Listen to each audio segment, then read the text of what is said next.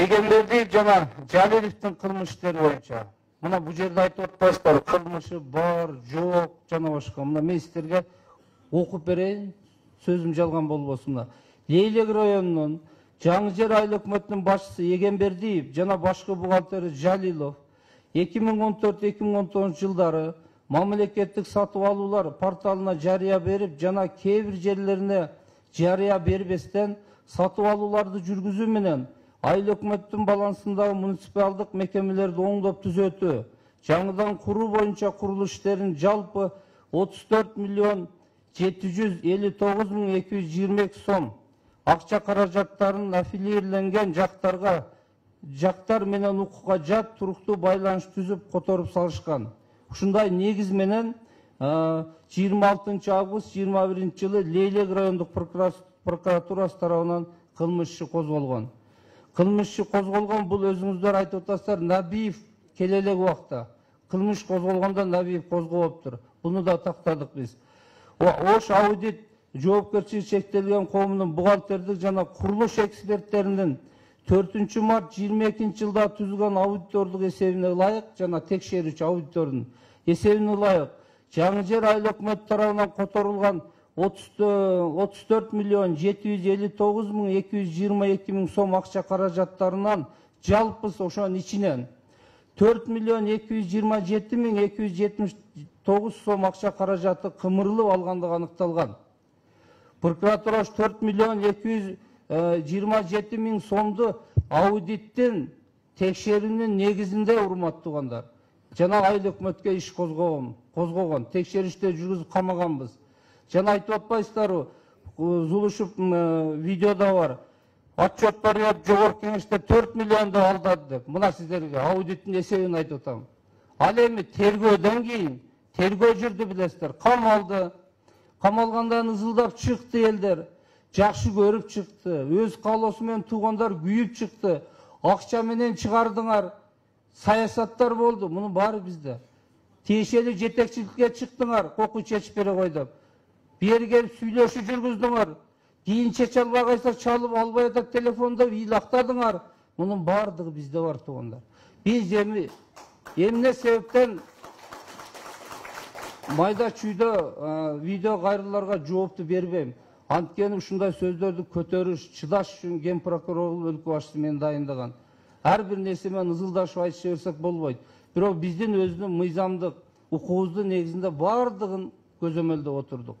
Кыбыр этип басканыңарды көзөмөлдөп отурдук. Мына бүгүн тергөөнүн жыйынтыгы менен бүгүнкү күндө, урматтуугандар, 26 март 2022 жылы Егембердиев жана Жалиловго Кыргыз Республикасынын кылмыш жаза кодексинин 336 беренин 2 бөлүмү менен коррупция, ал эми Абдулдаевго Кыргыз Республикасынын кылмыш жаза кодексинин 337 беренин 2 бөлүмү кызмат абалынын кыянаттык менен пайдалануу беренелер менен айыптар угузулуп, ошол эле күнү Лейлек райондук соттун токтомдору менен Абдулдаевго үй камак, ал эми Жалилов жана Егембердиевге камак алуу түрү таңдалган. Жана ызылдабасын, элди макул эми ушунча кандай чыгып атат, бирок эл чыгып атат, калыс болду деген максатта сот чечим кабыл алды, биз макул болдук. Бирок убактылуу эле шартты койдук айыл өкмөттөргө. Эгерде бир жолу тергөөгө тоскоолдук кылсаң, кайрап келип камайбыз деп. Мына тергөө жүрдү. Тергөөнүн негизинде соттук комплекстик курулуш техникалык жана бухгалтердик экспертизанын 30 июнь 22 жылдагы корутундусуна ылайык 1 миллион 940 мың 962 сом зыян аныкталган. Ал эми тергөө жолу менен 468 мың 149 сом зыян тастыкталган. Жалпы 2 миллион 409 мың 111 сом зыян келтирилип, бүгүнкү күндө туугандар 2 миллион 446 мың 911 сом зыян облустук прокуратурага өндүрүлдү.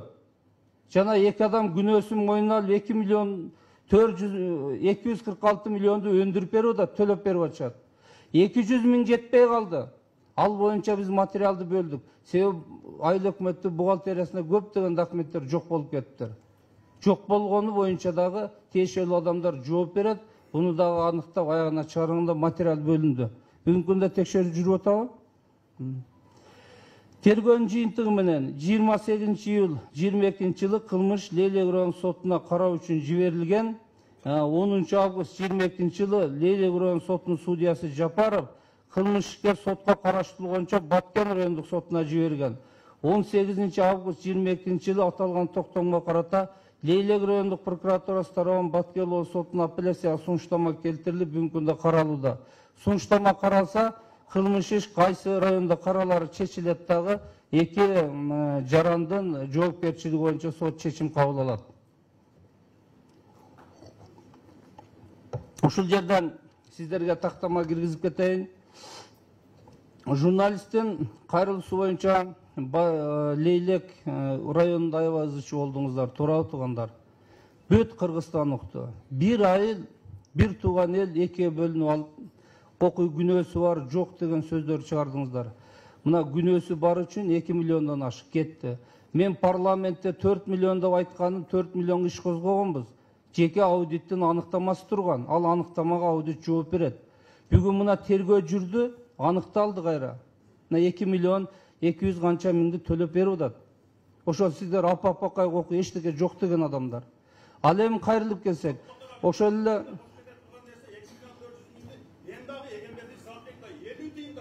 ким төлөдү?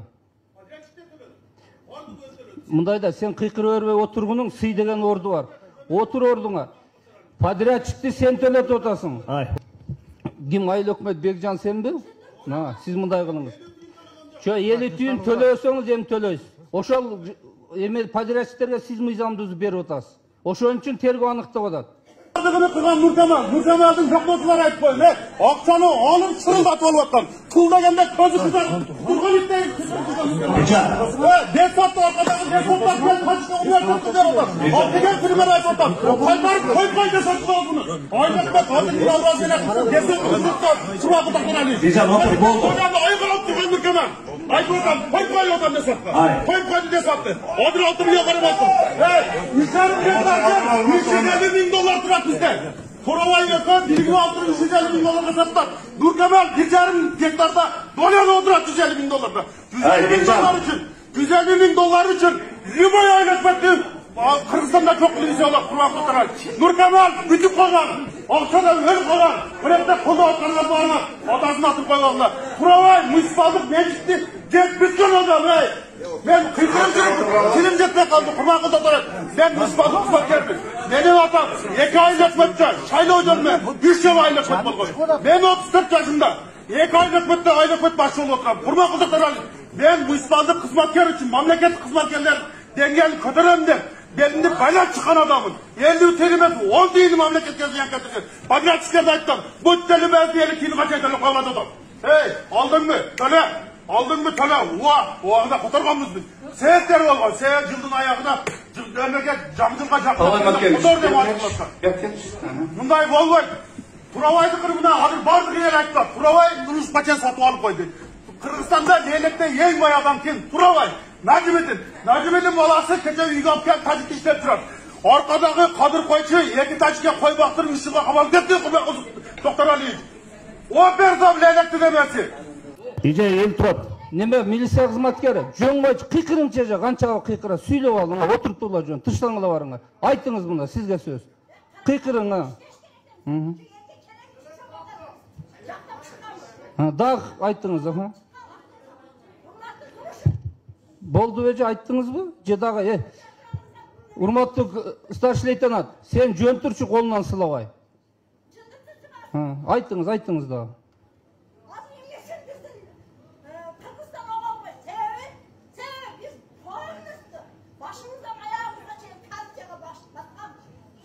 Жетинчи чакырылышын депутаты Турдиев Азбайкан. Биздин жаңы жер айыл өкмөтүндө дагы өтө чоң проблемалар бар. Бизде эмне үчүн биздин жаңы жер айыл өкмөтүндө коррупция токтобой жатат. Себеби буга түздөн-түз биздин фондун начальниги Шамшиев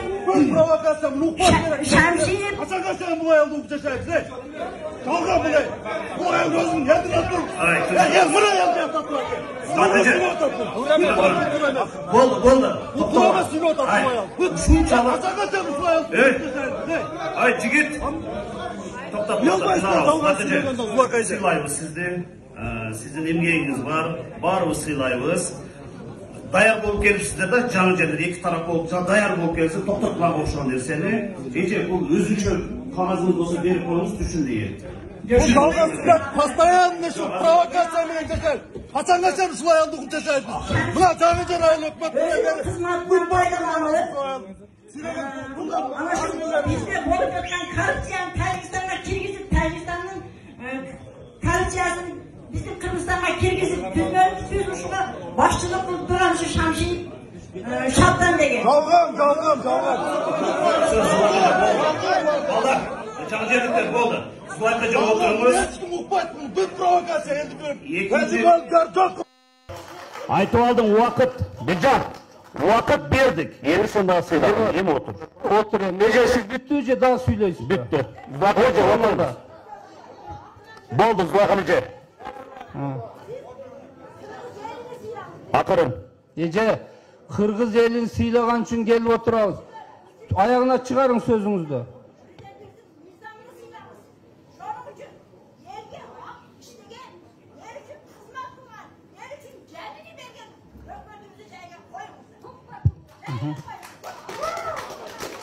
Oturunuz men mындай kılalı. Emi sizler süylödüңөр. Emi tura kalsanızlar, milisiya kızmatkerleri çara koldanat. Sый деген әр нәрсенің чегі болады. Milisiya kızmatkerler uqtыңар mı? Süylödü, bарын uqtuq, sözü berdi. Emi biz düşündürüp bereli. Себеп башка эле отурат.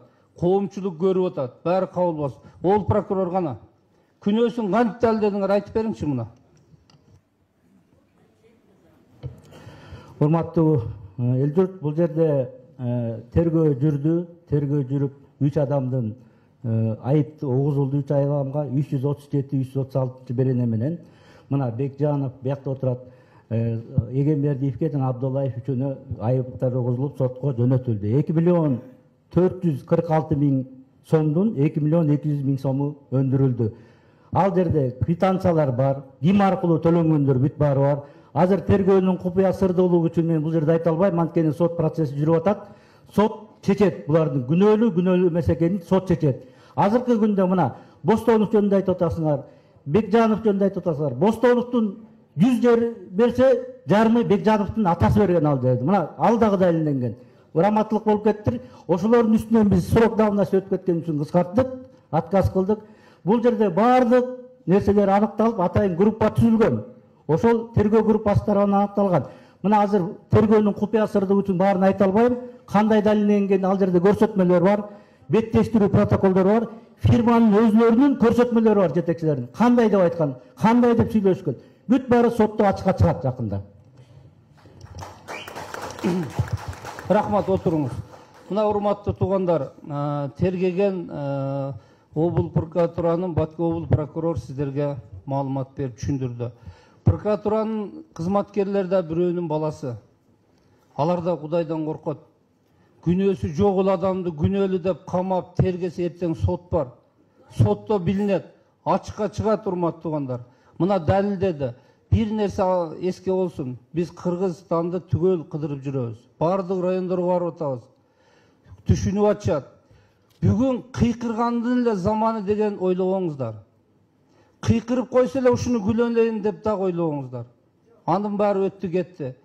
Себеби адам өзүнүн ким экенин сөзүнөн эле билинип калат. Ошого карата баа берилет туугандар. Ал эми мына жерде баяттан бери сүйлөнүп аткан, өзүңөр сүйлөтпөй койдуңар бул эжени. Менин билишимче Москвадан келди окшойт чогулушка. Мына ушул эже орозодо сүйлөп атат мага. Мен бир ооз мына кабарда бергеним жок. Зулушуп дейт, Кудай уруп кетсин, Бостоновдун өкүл баласы дейт. Ой туугандар, арыз жазганда Бостонов деген жаран лейлектер бар экен, мен арыздан угуп атам. Өкүл атам эмес.